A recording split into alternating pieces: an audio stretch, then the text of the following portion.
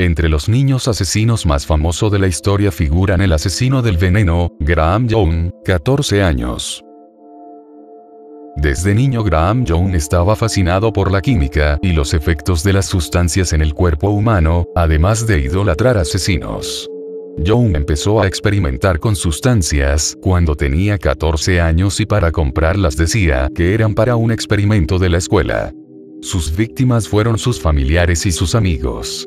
Repentinamente su padre enfermó y pensó que se trataba de un virus.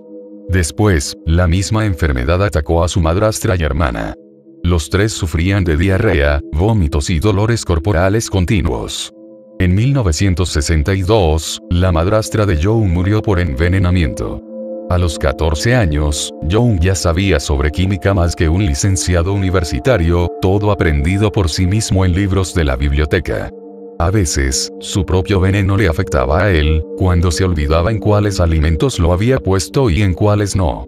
Young fue descubierto por un profesor que inspeccionó su locker tras un día de clase sospechando por la actitud del muchacho que realizaba extraños experimentos químicos. El profesor encontró botellas con veneno, artículos sobre prisioneros famosos por asesinato y bocetos de dibujos de personas moribundas. Ante tal descubrimiento llamó a la policía. Young fue enviado a un hospital mental de máxima seguridad, pero eso no le detuvo para seguir probando sus venenos en el personal del hospital y sus compañeros internos, uno de los cuales murió intoxicado. Su conocimiento era tan extenso que podía extraer cianuro de hojas de laurel. Young fue puesto en libertad a los 23 años, su hermana le acogió en casa. Su obsesión por el veneno continuó, ahora, sus víctimas eran compañeros de trabajo. Young fue posteriormente mandado a prisión al ser detenido en posesión de antimonio, talio y aconitina, donde murió de un infarto años más tarde. Bullying, Eric Smith, 13 años. A sus 13 años, Eric Smith sufría acoso escolar debido a sus gafas, pecas, pelo rojo y orejas. Se piensa que estos rasgos podrían ser un efecto secundario de la medicina que su madre tomaba para la epilepsia estando embarazada. Smith fue culpado del asesinato de un niño de 4 años llamado Derrick Robbie. El pequeño fue estrangulado, golpeado en la cabeza con rocas de gran tamaño y sodomizado con un palo. Cuando le preguntaron por qué lo hizo, Smith no pudo dar una respuesta definitiva. Un psiquiatra diagnosticó a Smith con trastorno explosivo intermitente, una condición en la que la persona no puede controlar su propia rabia. Smith fue juzgado como adulto y fue a prisión. Eric Smith sigue preso y le ha sido denegada la libertad condicional 5 veces, la última vez en el año 2011. El fratricida, Christian Fernández, 12 años. Su madre fue violada y embarazada a los 12 años, su padrastro se suicidó frente a él y en 2001 con solo 2 años fue noticia al ser encontrado corriendo desnudo. A los 6 años mató a un gato porque lo arañó. Su abuela era alcohólica. La principal evidencia para sentenciarlo a cadena perpetua fue la muerte de su hermano de 2 años. La tarde del 14 de marzo de 2011, Vianela Marie salió de su casa y dejó a Christian, el mayor de sus hijos, a cargo del cuidado de sus hermanos. Cuando regresó por la noche, se encontró al más pequeño, de 2 años, inconsciente sangrando por la nariz y los oídos. Christian le dijo que se había caído de la cama. Vianela le limpió y lo volvió a acostar. Entonces se puso a navegar por internet buscando información sobre famosos, descargando música y realizando algunas operaciones bancarias. Solo 2 horas después de volver a casa, y tras comprobar que su bebé no reaccionaba, buscó también en internet los síntomas que presenta una persona con un golpe en la cabeza.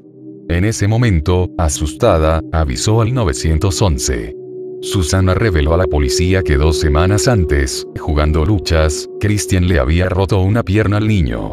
El forense dijo que David pudo sobrevivir si lo hubieran llevado antes a un hospital y por eso ella fue acusada de homicidio agravado, se declaró culpable y podría pasar hasta 30 años en prisión. Christian fue acusado de asesinato en primer grado. A esto se agregó otra acusación, cuando su medio hermano de 5 años le dijo a un psiquiatra que Fernández abusó sexualmente de él. La masacre de Jonesboro, Arkansas, Mitchell Johnson y Andrew Golden, 11 y 13 años. Año de 1998 en Jonesboro, Arkansas, Estados Unidos. Mitchell Johnson y Andrew Golden de 11 y 13 años, atacaron su escuela Weside Middle School el 24 de marzo. Lo hicieron por el desaire que una de sus compañeras le hizo a Mitchell al despreciarlo cuando le pidió que fuera su novia. Él y su primo Andrew tomaron las armas de sus padres, cientos de municiones y se vistieron con uniformes militares de camuflaje. Mataron a 4 alumnas y a una maestra, además de herir a otras 10 personas antes de ser sometidos por la policía. Fueron condenados a prisión y quedaron libres al cumplir 18 años. Celos, Jordan Brown, 11 años. Jordan Brown, un niño de 11 años, tomó la escopeta de su padre en Wampum, asesinó a su madrastra embarazada y luego, como si nada hubiera pasado, abordó un autobús rumbo a su colegio. Los medios locales atribuyeron el crimen a algunos miembros de la familia Brown por celos, pero una hermanastra de 4 años de Jordan le dijo a un leñador de la granja que su madre estaba muerta. Tras verificarlo, dio parte a la policía que averiguó que el autor fue Jordan. Otra hermanastra de 7 años, lo delató a la policía. Todavía no se decide si será sentenciado a cadena perpetua o a 50 años de cárcel. Nevada Tan, Natsumi Tsuji, 11 años, Japón. Es una estudiante japonesa que asesinó a una compañera en 2004. Nevada Tan, conocida así por la sudadera que utilizó el día del asesinato, tenía por aquel entonces 11 años y su víctima 12. El homicidio tuvo lugar el 1 de enero de 2004 en una escuela primaria de Sasebo, Nagasaki. La garganta y los brazos de la víctima habían sido cortados con un cúter. La agresora fue trasladada en septiembre de 2004 desde el reformatorio en el que se encontraba la prisión de Ujiie, en la prefectura de Tochigi. La institución es la única prisión de mujeres en todo Japón en la que las reclusas pueden ser puestas en régimen de aislamiento. Nevada-chan cumplió condena hasta 2013 por su asesinato. Su crimen hizo que la justicia japonesa se replanteara varias leyes concernientes a delitos cometidos por niños y adolescentes. El día del homicidio, Natsumi llevó a su amiga Satomi a una sala vacía, donde le vendó los ojos como si se tratase de un juego. Tomó un cúter y la degolló. La niña quedó agonizando, tirada en el suelo del salón de clases, desangrándose. Luego, Natsumi caminó hasta su aula y entró con la ropa llena de sangre. Su maestro encontró el cadáver de Satomi y llamó a la policía. El niño sicario, el Ponchis, 11 años, México. Aunque parezca increíble, lideraba a un grupo de asesinos que trabajan para el Cártel de Pacífico. El Ponchis, que tenía la costumbre de filmar y fotografiar los homicidios que cometía y publicarlos en internet, es considerado uno de los asesinos más sádicos y sangrientos del cártel. El Ponchis trabaja bajo las órdenes de Julio Jesús Radilla. Su principal función es acabar con los enemigos de Radilla. Los torturaba, los degollaba y dejaba los cuerpos tirados en las carreteras a las afueras del municipio de Jutepec, en la ciudad de Cuernavaca. Al momento de su detención en su intento fallido de huida, el Ponchis estaba acompañado por su hermana Elizabeth de 19 años. Actualmente, tanto Elizabeth como su otra hermana mayor Lina están recluidas en el penal de Atlacholoaya purgando condenas por delitos federales. El Ponchis, detenido en 2010 a los 14 años, quedó libre a 7 días de cumplir una condena de 3 años en un centro de menores por homicidio, posesión ilegal de drogas, portación de arma de uso exclusivo del ejército y asociación delictuosa. El 26 de noviembre de 2013 fue deportado a San Diego, California, de donde era originario. El Ponchis está libre. La asesina de la M, Mary Bell, 10 años, Inglaterra. Fue encarcelada por estrangular a un niño pequeño llamado Martin Brown el 25 de mayo de 1968, el día anterior a cumplir 11 años. Por lo que se sabe, estaba sola al momento del asesinato. La policía de Newcastle desestimó el incidente por lo que ella y su amiga Norma Bell no fueron investigadas. Pero 2 meses después, el 31 de julio, las dos cometieron un nuevo asesinato por estrangulación, el del bebé Brian Owe de solo 3 años. Los informes de la policía concluyeron que Mary Bell volvió al lugar del primer crimen con una navaja para escribir una M en el estómago del niño. Mary Bell también usó un par de tijeras para cortar partes del cabello de Brian, además de mutilar sus genitales. Las niñas eran muy jóvenes y sus testimonios se contradijeron, por lo que nunca se supo realmente lo que sucedió.